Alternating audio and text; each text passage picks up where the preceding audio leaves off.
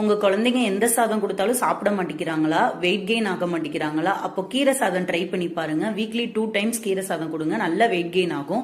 2 spoon அரிசி எடுத்துக்கோங்க, 1 spoon துவரம் பருப்பு, நீங்க பாசிப்பருப்பு கூட எடுத்துக்கலாம். நல்லா வாஷ் பண்ணி ஒரு அரை மணி நேரம் ஊற வச்சுக்கோங்க.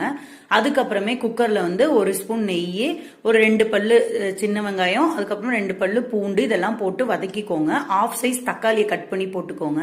இதெல்லாம் ஒரு ஃப்ரை பண்ணிட்டு கிளீன் பண்ணி வச்சுட்டு, நான் இன்னைக்கு சிறுகீரை எடுத்திருக்கேன், நீங்க பாலக்கீரை கூட எடுத்துக்கலாம்.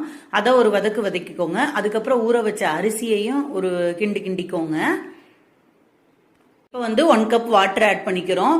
இப்போ கொஞ்சமா மஞ்சள் தூள், சீரகத்தூள், பெப்பர் தூள், உப்பு இதெல்லாம் தேவையான அளவு ஆட் பண்ணிக்கிட்டு ஒரு 5 விசில் குக்கர்ல விட்டீங்கன்னா போதும், நல்லா ரெடி ஆயிடும். உப்பு வந்து பிலோ 1 இயர்னா நீங்க ஆட் பண்ண தேவையில்ல. பாருங்க, அடி எதுவும் பிடிக்கல. இப்போ மேஷர்ல மேஷ் பண்ணி கொடுத்தீங்கன்னா நல்லா சாப்பிடுவாங்க, வெயிட் கெயின் ஆகும். ட்ரை பண்ணி பாருங்க.